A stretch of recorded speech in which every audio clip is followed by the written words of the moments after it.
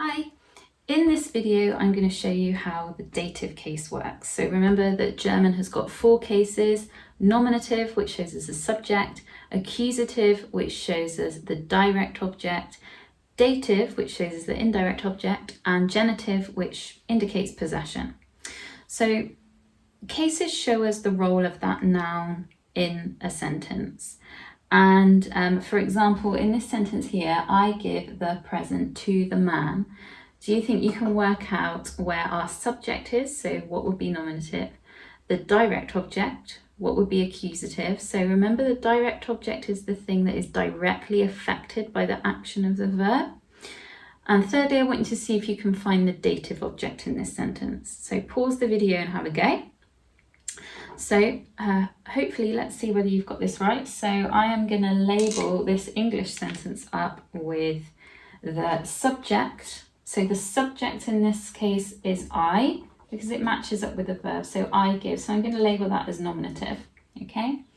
What am I giving? So what is that is getting the direct action of the verb? Well, that's the present, because the present is being given. Okay. So I'm going to label my present as accusative. Now, who's benefiting from this indirectly? Well, it's the man. Okay, so he is my dative case there. He is the indirect object of the verb. Okay, so in English it's kind of easy to notice this because we tend to use this word to. Okay, I give the present to the man. In German, remember that the words for the and will change case based on their role in the sentence. Okay, so let's work that out in German now. So let me swap pens. Whilst I'm faffing around, you might have a go at translating this yourself, see if you can do it. Okay, so I give, ich gebe. Now this is where German is a bit different. Word order is a bit odd, so just watch this. So ich gebe dem Mann das Geschenk. Okay, ich gebe dem Mann das Geschenk. So have a look at this sentence now and see if you can label the subject, the nominative, the direct object, the accusative, and the dative object, the indirect object there, and then we can mark it.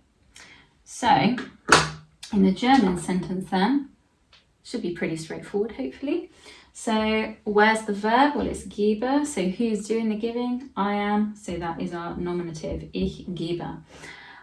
Where is the thing that I am giving? So where's the direct object? Am I giving the man to the present? I don't think so. I'm giving the present to the man. That makes more sense. So in German, my accusative object is all the way over there, which is a little bit odd. Which leaves us with our dative object, which is the man, okay? And I'll label him up there, okay? So remember when we looked at accusative case in my other video, we saw that the words for the and change according to the case that they need to be in. And can you notice it here?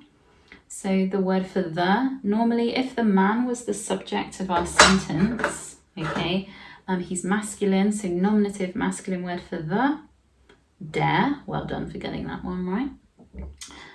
But because in this role that noun is in the dative case, we've got something different. Okay, so I'm just going to show you the different forms of the and in the dative case.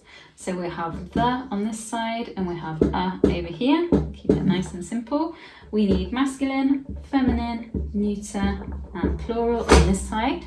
Okay, so if we are dative, we are dem, der, come back to that one, dem, and dem, and we can come back to that plural as well. Okay, so they all mean the in the dative case.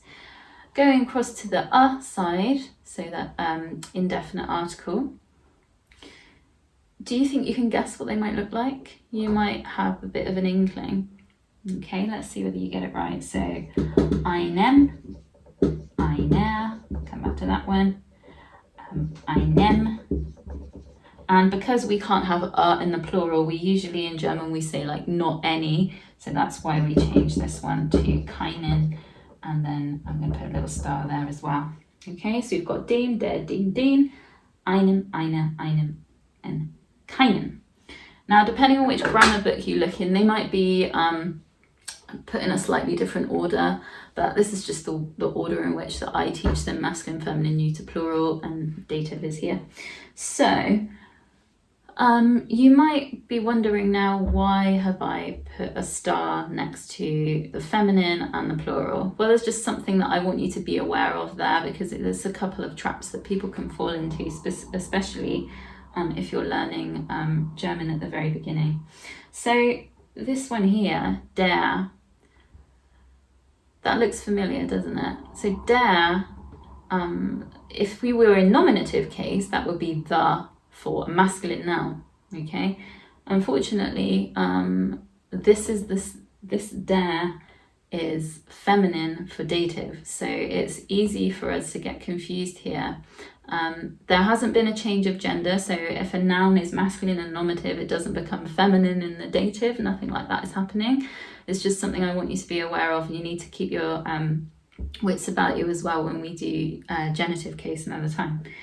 The reason I've put a star next to the plural is because just a little thing that German does with the plural dative is we add an N to the dative plural noun. So for instance, if I was giving the present to the children, I hope you guys can see this, it is going to go to den Kindern with an N on the end, okay? So that explains why sometimes in a sentence you might see an N and you're not entirely sure why it's there, okay? So that is a little recap of the dative case for you. I hope that it was useful, and I'll see you again soon for another video about another case.